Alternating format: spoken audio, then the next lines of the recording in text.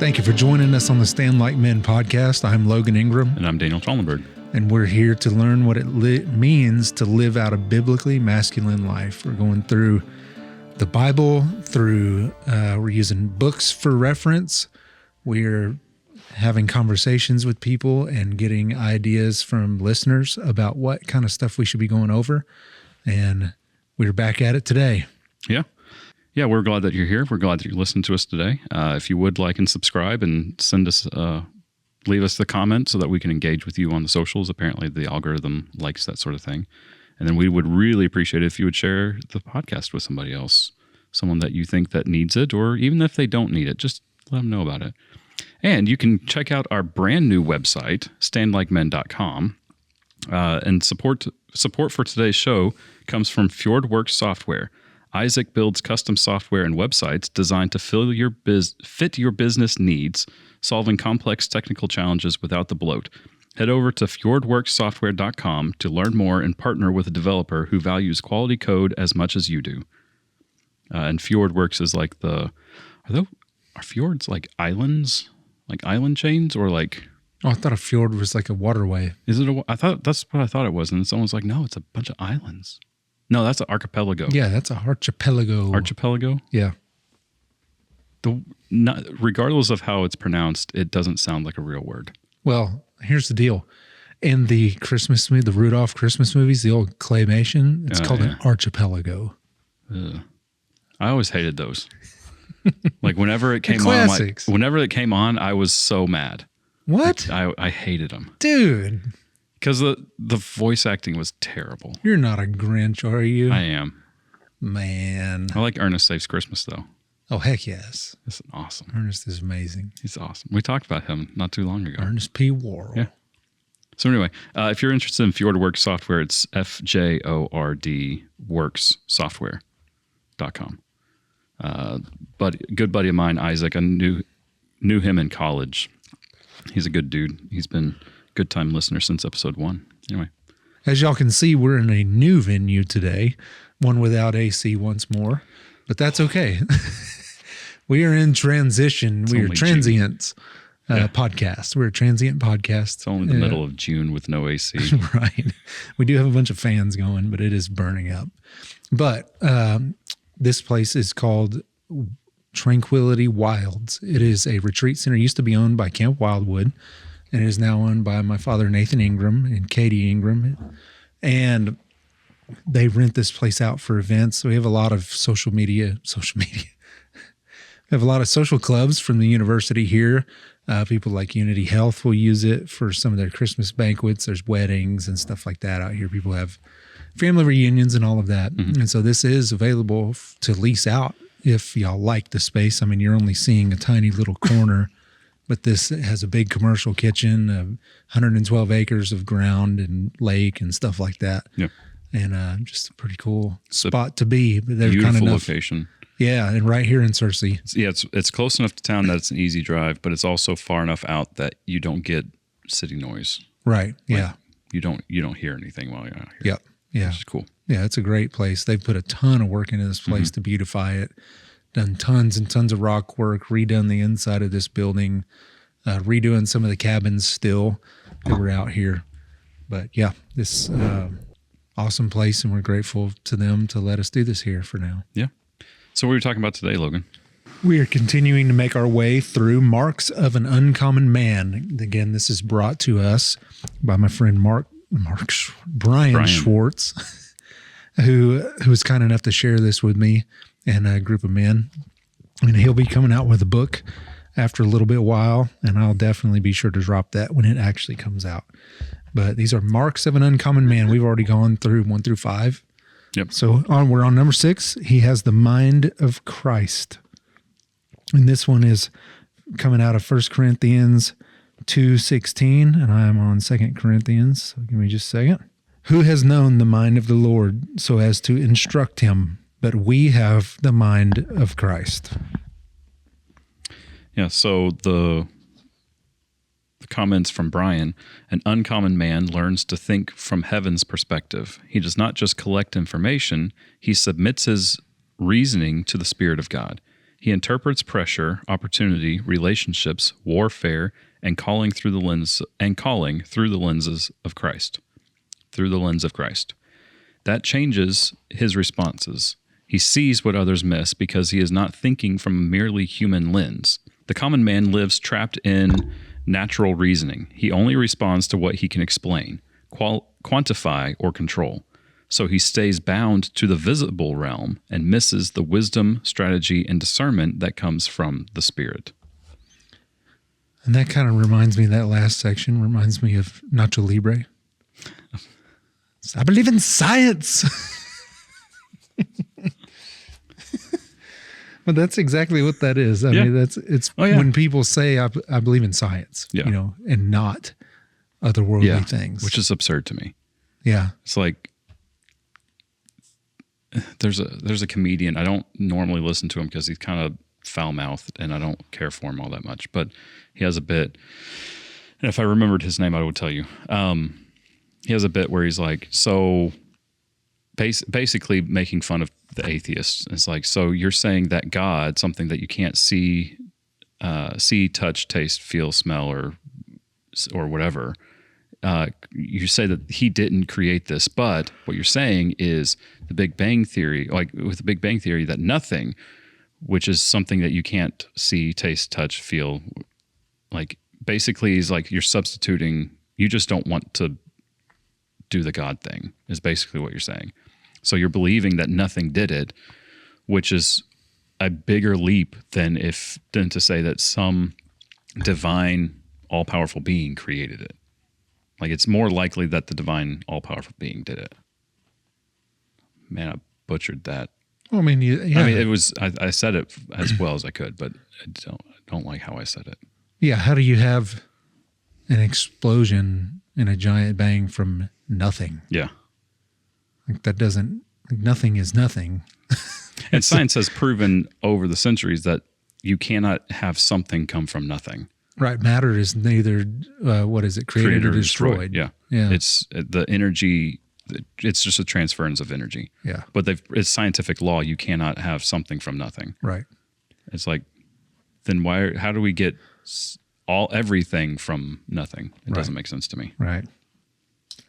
I think one important thing here is the second part of Bryan's sentence is he does not just collect information. He submits his reasoning to the Spirit of God. So it doesn't say he does not collect information. He says he does not just collect information. So I think there's a case to be made that we are supposed to collect information. Yeah. We're supposed to use reasoning. Oh, definitely. And we're not supposed to just believe willy-nilly anything and everything out in the blue yonder. I agree. Right? Yeah. We are supposed to test the word, Yeah. And pretty much everything that's been tested, nobody can disprove the word of God. Yeah. Scientifically. They haven't yet. No, they haven't been able to. And so they speak very confidently that they have. Well, what's funny is every time they try to say that and then they show what it is, it actually proves the opposite. Yeah. It proves that it absolutely happened. Mm-hmm. Well, what's interesting is like we don't actually know how things work. No. Let's just take babies. Like you have the egg gets fertilized, becomes a zygote and becomes an embryo, becomes a fetus and just kind of grows. No one knows how that happens. We don't know because it's just a clump of cells. Like it's just a cell that divides and then it divides and then it divides. And we say, okay, well, it's DNA. Great. I'm all for it. DNA is the code. How does that cell know that it needs to start growing legs? How did this grouping of cells start forming legs while this grouping of cells starts forming arms and this group of cells starts forming a heart and this group of cells start forming the eyes? Like how does it know? Science does not know that. Like we as humans do not know how that works. Mm-hmm. And so how can you not say that this is intelligently designed by a creator? Right. That's where I end up landing. But yeah, collecting information is very important, and it's part of. I believe it would be part of the spiritual discipline of discernment, not discipline, but spiritual gift of discernment. Yep.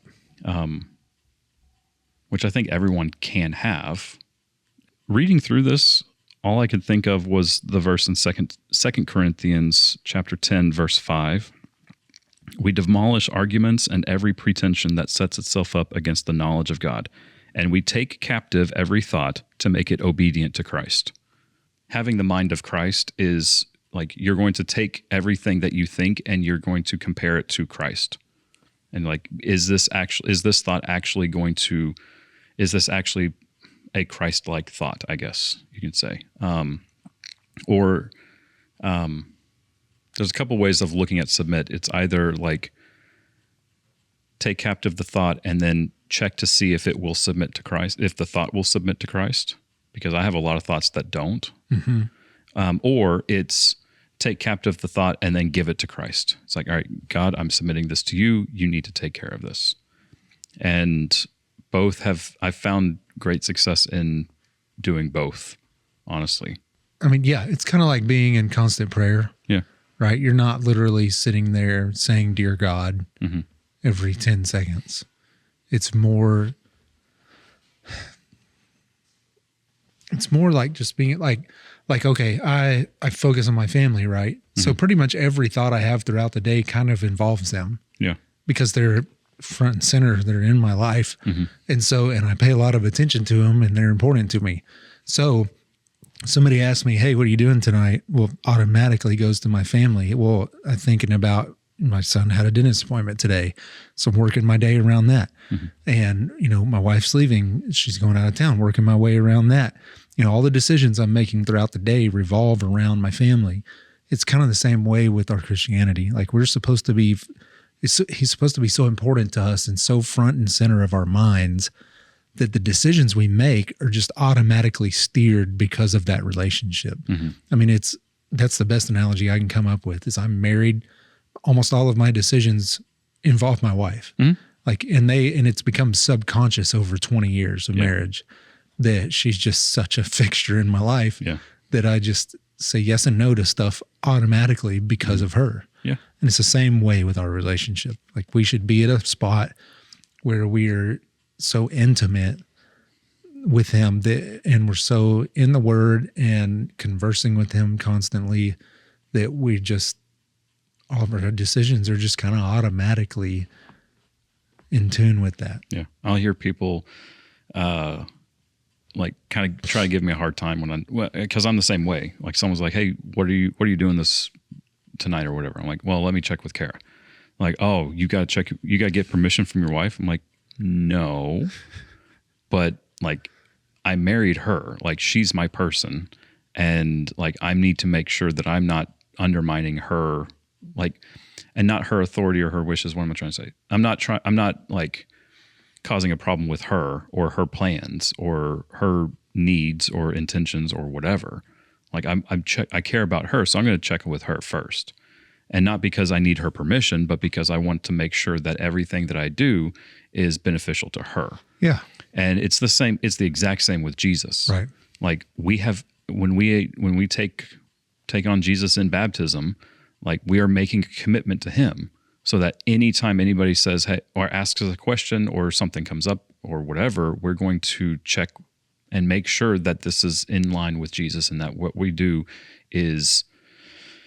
matches up with him, because this is a partnership. We've talked about that past couple episodes. Like we're partnering with Jesus. We're partnering with God in this thing called life. Like that's why we were created, to be in partnership with him. Yep. And it's not that I'm not some like goody two shoes Bible beater or whatever. It's that I've made a commitment to him, and everything that I do is ideally going to be subconsciously geared towards him. Mm-hmm. And then where it almost becomes an instinctual thing where I'm not like trying to discern, okay, what's the right thing to do here on every single decision throughout the day.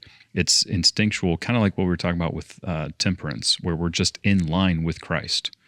Like all our molecules have been realigned to be with him, where our reactions become Christ-like. Mm-hmm. Yep. I think that's spelled out perfectly where it says this, that changes his response. Like he interprets pressure, opportunity, relationships, warfare, and calling through the lens of Christ, and that changes his responses. Yeah. We talked about it, so this is a while ago, but the attitude of like, it's not, whenever we're tempted, it's not, hold on. God wants us to get to a point where we don't have to like consciously avoid temptation every single time. It's not that the analogy is like that of a non-smoker. Like I don't smoke cigarettes, not because I don't want to, but because I'm not a smoker. Right. I'm a non-smoker person. And that's the goal with sin. And that's the goal with being Christ-like is that's just who we are. It's our identity. Yeah. You just don't do that. Yeah. Like, and it's not because of anything. Like, yeah. I get it. And you also look at it through, through the lens of Christ in that, like, say a lot of these things. So pressure, opportunity, relationships, warfare, and calling. Like a lot of non-believers just look at it either as it's evil coming down on them, or it's just total chance and they're unlucky, right? Like they say, I'm unlucky. Yeah. Well, then it's totally out of your control. Yeah. Right. And so it's a victim mentality is really what it becomes. Yeah. Whereas if you're looking at it through the lens of Christ, it's more of an opportunity rather than a victim mentality of victimhood, And so, I don't know, even just with work stuff. Like there's been times where things got really hard and it seems that there was a reason they got hard then. And it steered me and my family into another direction that we would not have gone if we had not felt that pressure. And at the time we were looking at it, we were struggling with, well, I'm a victim. This is happening to me. And nobody can do anything about it.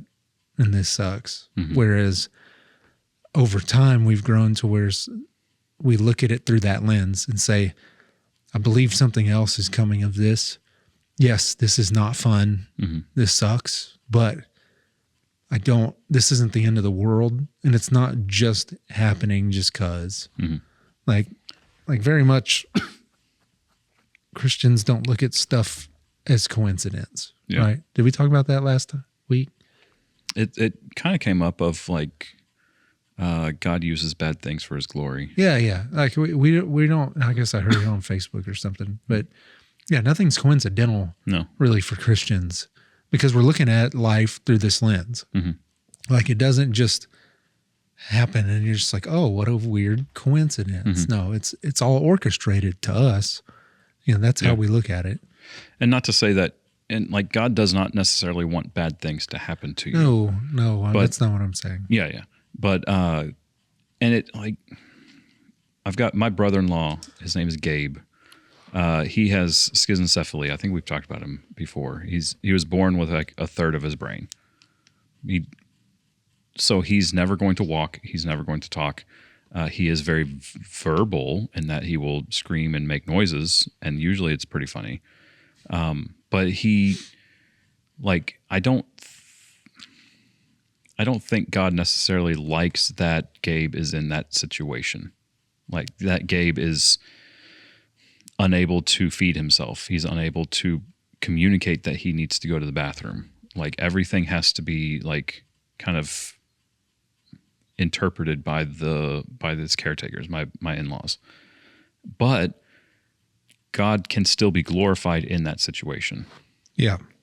But it really takes, like, it takes my in-laws who are very Christ focused to recognize that he still has infinite value, even though he can't take care of himself. Like he is 100% dependent on somebody else all the time. And it takes someone who is not a Christian and even some Christians are going to look at that and say, well, he's less important. It's like, no, he still has infinite value. But it takes somebody with the mind of Christ to see that. Yeah, and the victim mentality thing perfectly is summed up with the common man lives trapped in natural reasoning. Yeah. Because that's what you're doing. You're just reasoning away the bad things. So this happens to me because I'm unlucky. Yeah. I'm just the unluckiest person ever. Yeah. And, well, and they're trying desperately to find a reason for it. Right. When there is no reason if you can't look eternally. Right. Yeah, that's exactly right. Yeah. They're basically stuck with at the best they can do is karma. Otherwise they turn nihilistic pretty quick. Yeah. And it's incredible to see too how controlling that can make you.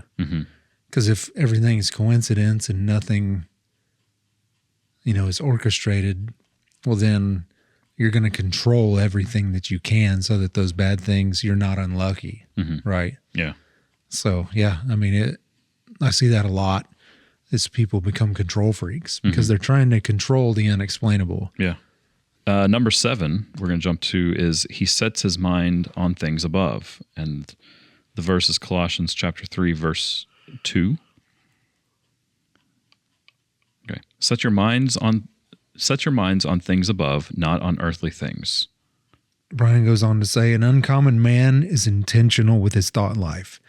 He understands mindset determines methods. He knows where his mind goes, his life follows. So he trains his thinking towards heaven, towards truth, toward promise, toward the nature of God, toward what is eternal. He is not careless with attention.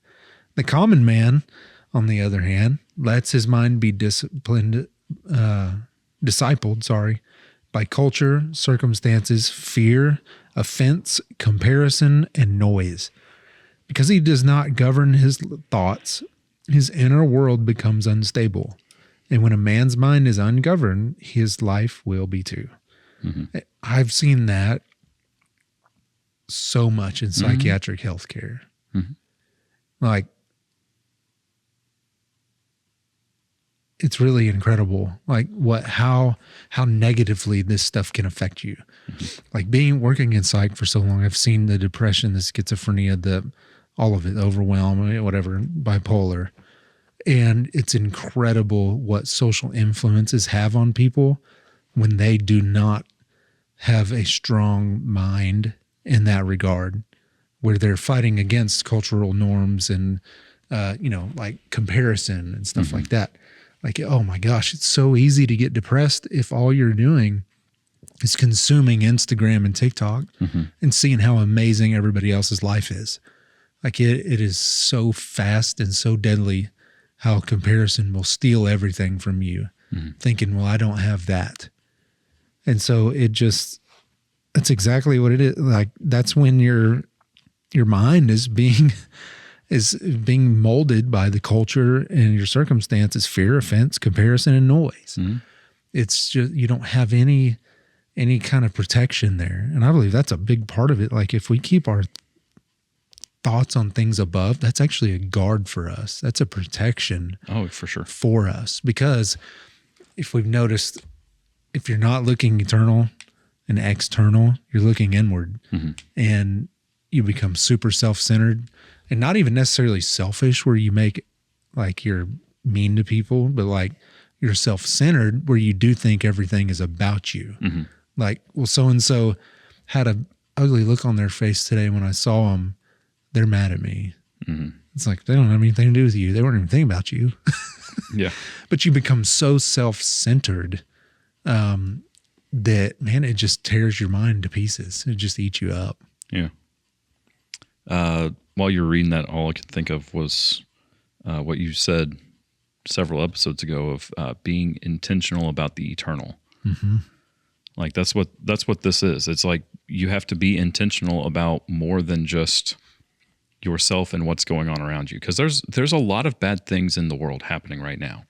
But that's what we were talking about with, as Christians, we shouldn't be bothered by what's going on in the world because we know that there's a bigger picture.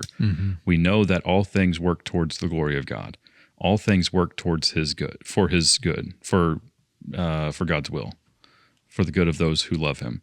Like, it's not because bad things aren't happening. Bad things are clearly happening. We can can't swing a dead cat in the world without finding something bad happening. But like swinging dead cats around.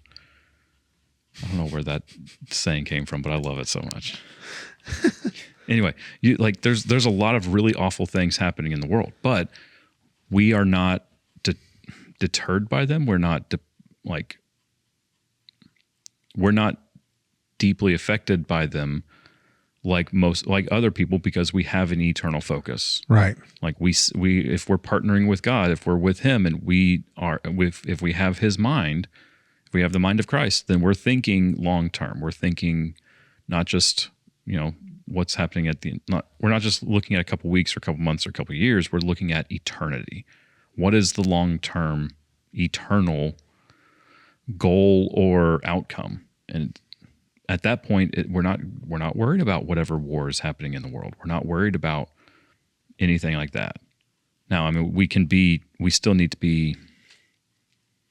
need to recognize that it's still affecting people, and we can work to mitigate evil in the world, but our peace and our joy is not deterred by whatever awful thing is happening. Yeah.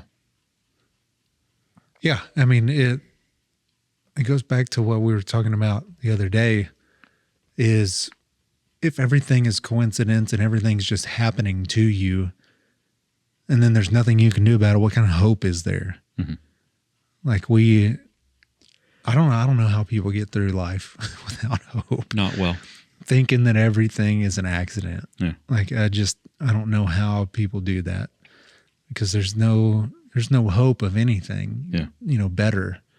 That's just how life is, and it sucks. Yeah. And I mean, it's kind of like you see in the movies, just the cliche character, everything sucks, life sucks, and everything's pointless. Yeah. Yeah. It's like, I don't know how everybody doesn't live their life like that if they're not focused on eternal stuff. I mean, that's my proclivity. That's not right. Persnickety? No. I know it's not that one. That's my default. My default is existential, and which if you're, and honestly, like if I start going down like an existential road, it real quick turns into nihilism, which is like, all of this sucks, all of this is worthless, nothing matters. Right. The only thing, because if with the existential, like we're just here, and if there's no purpose to things, then why are we here? Mm-hmm. Like there is no purpose. If there is no God, then there is no purpose on the earth. Mm-hmm. And if there is no purpose on the earth, why am I suffering like this? Why? Because it turns in, like my brain goes to, if I don't have a purpose, and like if nobody here has a purpose, then we shouldn't. There's only one eventuality to existential and nihilism. But the thing is, we do have a purpose. There is a point to all of this. There is a God. And that. Sorry, I didn't know it was going to be that loud. That's crazy. I can't believe Mike picked that up. That was awesome. Sorry. I totally blew your statement. No, good. There is a God, and not just a God that created the universe, but a God that created the universe and created us with intention, and created us and loved us. We talked about this in I forget which episode that was, but it was like we have infinite value because God created us, mm-hmm. and we have infinite worth because Jesus died for us. And you weren't just thrown in as an extra little bonus because, you bought the car, so now you can get some sunglasses too. No, like he bought us intentionally. And if I was the only person that had sinned, Jesus still would have died for me. Yeah. If you, listener, were the only person who had ever sinned, Jesus would have died for you. Like we have infinite value, we have infinite worth, and we can believe that because there is a God and because he died for us. Without Jesus, there isn't a point, but there is Jesus, and so there is a point. Yeah. That's it for me. You were going to say... I was saying it goes back to intentionality. Yeah. Like this is great. At the end, he is not careless with his attention. Mm-hmm. I like that because how many times are we like that? We give attention to everything that's shiny. Yeah. Right? I'm just as guilty as everyone else, you know, and I'm careless with it instead of intentional with it. Like I'm going to do this at this time of day to spend time in the Word or whatever, you know, or call a friend or, you know, teach class, whatever it is. But we're just careless with our attention. We're careless with our thoughts too, because it's easy for our minds to wander. Yeah. If we're not kind of keeping a structure and keeping control of those, our thoughts can go to wild places. Oh, for sure. You know what the most valuable currency is? Your attention. I was going to say time, but kind of the same thing. It's a lot of the same. Yeah. Your attention is the most valuable currency, which is why advertisements exist, because they're trying to capture your attention. Right. It's not, they know, like Lexus knows that their commercials every year at Christmas time are not going to make you go buy a car and put a bow on it, probably. But they still do it because they need your attention. Right. Toilet paper commercials. Who in the world is, well, okay, who in America is not buying toilet paper? They're buying it. Right. You don't need an ad. You don't need an advertisement. Cindy gets so mad at like all the tampon commercials and stuff and pad commercials. She's like, if you're a woman, you're buying all of that stuff already. You're buying it. You know why they do that? It's so that they have your attention. Yeah. Like Facebook, like any social media is capturing your attention. That's all. That's why Mr. Beast exists and he's pretty much a billionaire. Yeah. Is because he has captured attention. Yeah. And anything he does, people will pay attention to it. Like there are so many people in the world that have like fame because people were willing to pay attention to them. Yes. Yeah. I'd argue that's how you get fame. Yeah. Anyway, you're able to get someone's like there's attention. no other way to get fame. Yeah. Yeah. You're absolutely right. But what and like we even recognize that it's, well, we describe it as currency, whether or not we recognize that it's currency. You know, pay attention to this. Oh. Like it's built into our vocabulary. So at some point in never time, thought of that. Someone had considered this to be currency. But it's been, I mean, everybody has the same amount. Like we all have 24 hours every day. How are we spending our time? How are we paying attention? What are we paying our attention to? And like that is like, there's a lot of, when I start looking at currency, like, ooh, here's an idea I've never considered. Budgeting my time. Like, well, I mean, when you say it like that, yes, I've thought about that. But like budgeting my attention. If I have attention, I have 24 hours in a day. How am I going to be spending my attention? And when I start looking at that, it's like, oh, suddenly, 2 hours on Facebook or Instagram or YouTube or whatever, like suddenly that's what, 2%, 1%? That's a significant chunk of percentage of my day. Like, and then, because especially when you consider you've got sleep and you've got food and all that stuff, like how am I spending my attention? How am I spending my currency? Because everybody has the same amount and and it's all equally valuable. I hate looking at my life as a percentage of time like that. Yeah. Because it's just stupid how much of our time we waste. Yeah. Like it's, yeah. Well, it flabbers my gas my flabbers, whatever you want to call it. My flabbers have been gassed every time I do that. I just turned 40 this year, and like I'm actually handling it better after turning 40 than leading up to it. But like I'm still sitting there. I did that too. Yeah. It's weird. Happy birthday. Oh, thanks. When did you turn 40? 41. Oh, okay. And May 27th. Oh, okay. So I've been 40 over a year now. Okay. I turned 40 on May 4th. Yeah. Anyway, like I'm looking at it now, I'm like, okay, so happy birthday. Thank you. I've got more time. We have more time behind us than we have in front of us. statistically? Statistically, I'm refusing to follow that statistic because it freaks me out. It freaks me out. And like at some it point, bothers me a lot. yeah, same.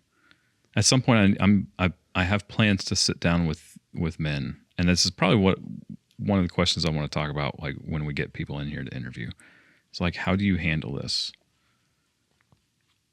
Like, how do you get over? And like I understand now what the midlife crisis is. Because before I'm like, okay, well, you're just freaking out and you just blow your money on crap that doesn't matter. It's like, no, okay, I understand the crisis now. Like, I just thought it was always tongue in cheek, just kind of like, oh, it's a crisis. No, like, because it's like, you're wrestling realize with half your life is gone. Yeah. And what'd you do with it? Yeah. And because of what we're talking about, a lot of people live the first 20, 40 years of their life unintentionally. Yeah. I know I did. For the first... Even as hard as I tried to live the last 10 years intentionally, I feel like it just went by in a blip and nothing happened. Same. It really bothers me. Yeah. Because the first 28-ish years, I was pretty casual about things because I thought I'd have more time. Mm-hmm. And then, the past 10 to 12 years, I'm like, oh, crap. And so now I'm looking at it and I'm like... And I do dip into existential nihilism a little bit, like recently, because I'm like, well, what's the point? Well, I mean, I still have 40 years, statistically speaking, but I have hit the age where, like, if I'm out for a run and I hit, aneurysm hits, like, I'm gone. I think about that.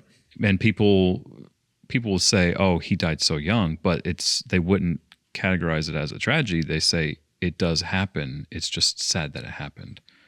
But if you're early to mid 30s, then it's a tragedy. Mm-hmm.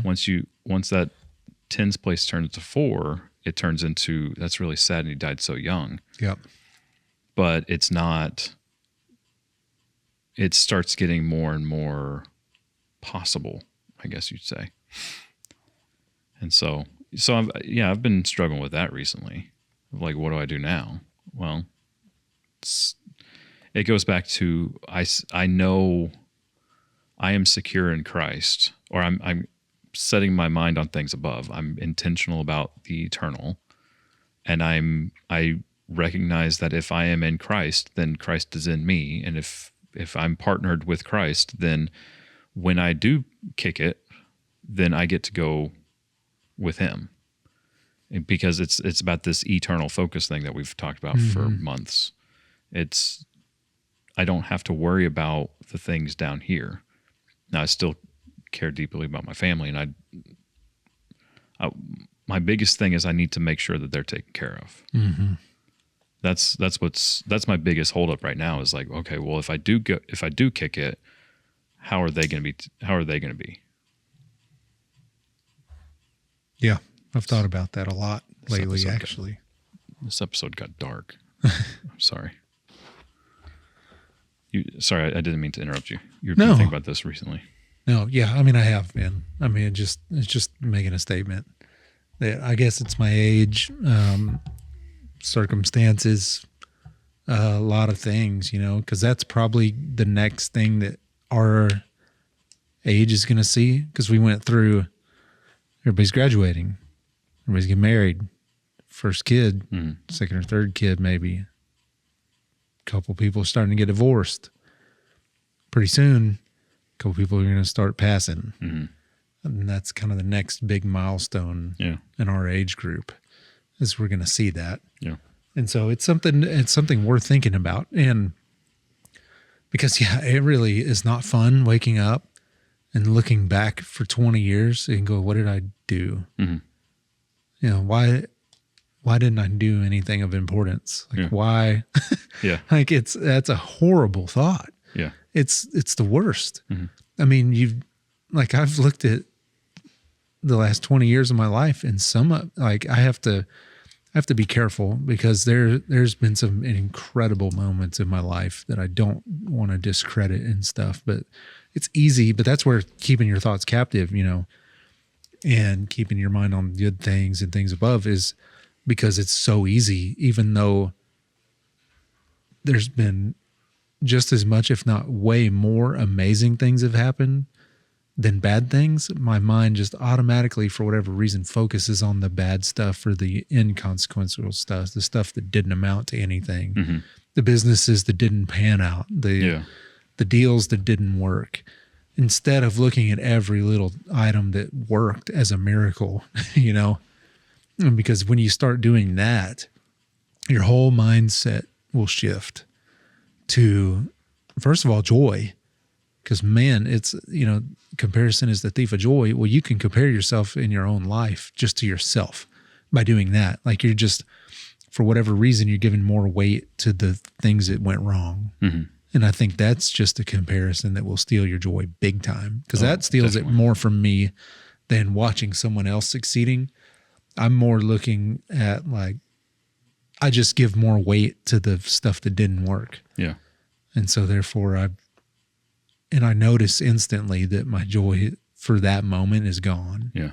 You know, but then when I can refocus my mind on the amazing things, like baptizing my kids, watching them start from a little baby up to just graduating high school, like, and all the amazing, fun moments in there. And you look at all of those as miracles instead of things that didn't work out, man, they way outweigh the bad stuff. Yeah. Like, big time. And and your joy will shift completely. Looking at what have I done?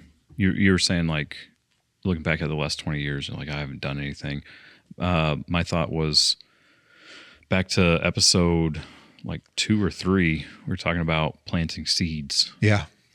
It's like, you're not going to, we talked about Chinese bamboo, where you plant Chinese bamboo and for the first 5 years, it doesn't grow on above the ground. And then after 5 years, it breaks the surface and shoots up 90 feet in, I think it was 30 days or something like that. Like, it is crazy amount, but like, and so like, that's the analogy that we've got looking backwards. It's like, okay, we're 40-ish. It's like, okay, what have we done the past 20 years? It's like, I know for the past 10 to 12 years, I've been planting seeds. I'm not sure if I was doing anything before that. Right. Yeah. And that's what I really hope. And that's where I try and draw my mind back in and look at those things instead of because we're such a instant gratification society. Yeah. I mean, it's real easy to look back and go, I haven't done anything of consequence. Yeah. And it's like, well, that's not true at all. I grew up at least one kid to adulthood. Like, just haven't seen it yet. Right, but that's pretty consequential. Yeah, if you ask me, that's pretty important. And so it's very important. Yeah. And so, trying to keep our mind on eternal things, it'll just change everything for us. For sure. Well, maybe this will help close it out. Yeah. On a lighter note. So as you start taking your thoughts captive and you put your mind on things above, it's amazing how your life becomes ordered. Yeah.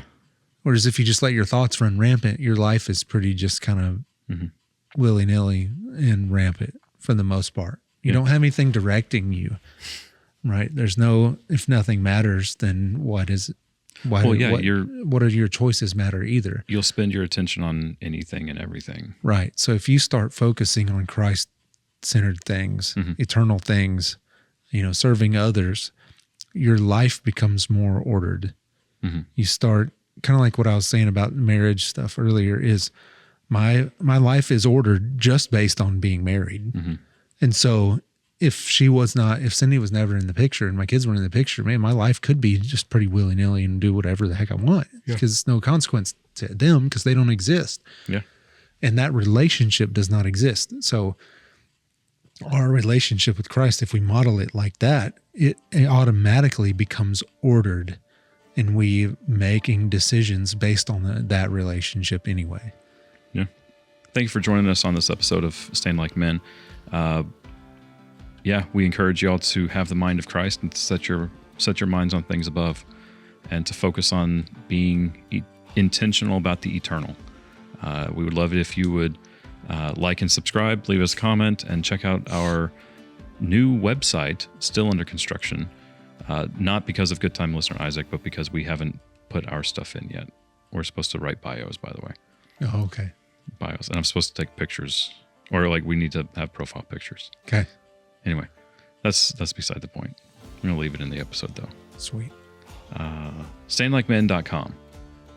And then send us an email at stainlikemen@gmail.com. Our verse is 1 Corinthians 16, 13, and 14. Be watchful. Stand firm in the faith. Act like men. Be strong. Let all that you do be done in love.